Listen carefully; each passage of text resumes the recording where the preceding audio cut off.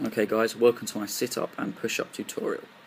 Okay, a quick thing to remember when trying to get stronger and to make this work is you have to progressively overload. So you almost have to overreach what you're trying to achieve.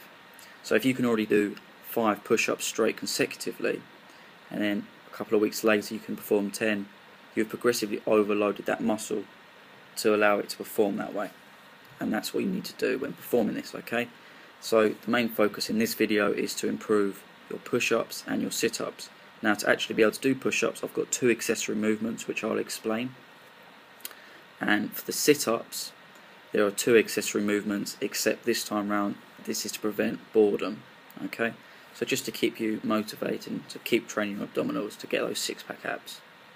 Okay, now when performing the main movements, which include the push-up and the sit-up, for the push-ups, performing between 10 and 60 repetitions per workout.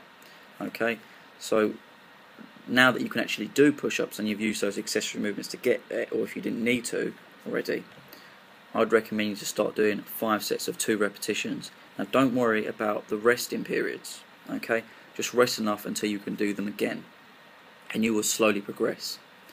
Now, to progressively overload and make this more difficult and to improve, you need to start increasing your volume in your training. Okay, so now that you can do 5 sets of 2 comfortably, now do 5 sets of 3 repetitions, and as you can slowly do that, maybe add an extra set. Then maybe do 5 sets of 5, 3 sets of 10, and eventually you'll be able to do 4 sets of 15 of push-ups, and that's a strong indicator that you can actually do 25 push-ups straight. And then test it. Okay, now for the sit-ups are a little bit easier. A minimum of 25 repetitions to 60 repetitions per workout. An example of training the sit-ups would be doing 5 sets of 5, 3 sets of 10, and 4 sets of 15. And again, that's a strong indicator that you can do 25 sit-ups straight. Now for the accessory movements, these are slightly different. Okay, I recommend starting around 3 sets of 5, so no more than 15 to 45 repetitions per accessory movement. Okay, so 3 sets of 5, 3 sets of 8, 3 sets of 15, and that's a strong indicator that you can actually already do those main component movements, which are the push-up and sit-up. Okay, for training frequency, it typically takes the body between 48 and 72 hours to fully recover. So once you're fully recovered, I want you to perform your main component movements again. So you're going to be training the push-up and sit-up. You can also do this on the same day, it won't make a difference, and it shouldn't take you between more than 5 to 10 minutes to accomplish this. Okay, so as it takes between 2 to 3 days to recover, I'd recommend at least work out these movements twice a week. For optimal gains, 4 times a week, okay? Okay, here you can see me demonstrating push-ups from the knees. A couple of teaching points I want you to remember here. Hands slightly wider than shoulder width apart. Hands should be chest level height. The back nice and straight in a neutral position. Keep that backside up to keep the tension on the chest. Now this is a great exercise for progressing strength to be able to do a regular push-up, especially if you can't do it already. As you can see, it's a really controlled movement, coming up and coming down, as you can see.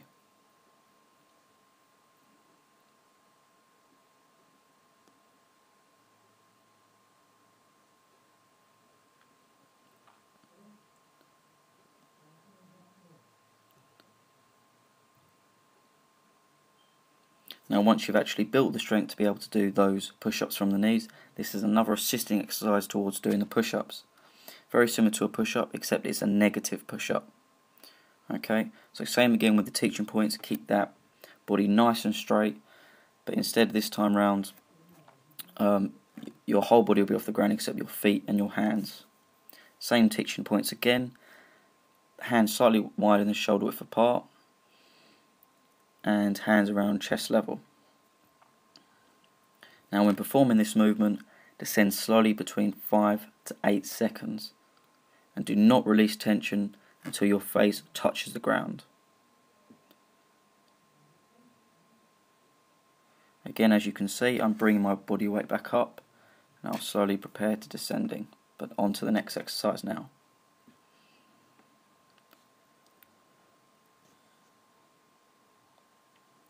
Okay, here we go, regular push-ups now.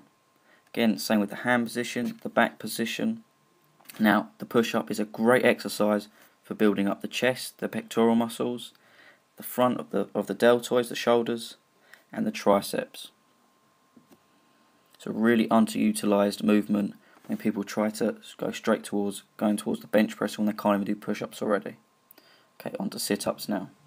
Okay, now when performing the sit-ups, keep your feet in a nice locked position. You want the angle between your backside and your feet a little bit more than 90 degrees to keep the tension on your abdominals.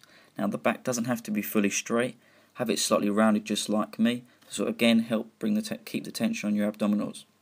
Now, when descending, let your mid-back touch the ground, and that will be a nice cue for you to come back up. Okay, so as you can see, nice down and up.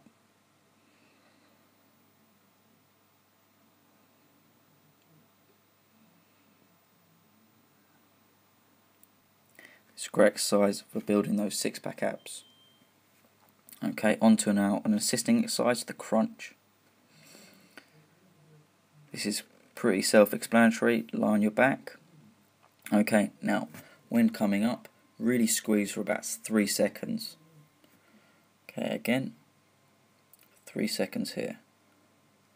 Slowly relax as you come down and back up again.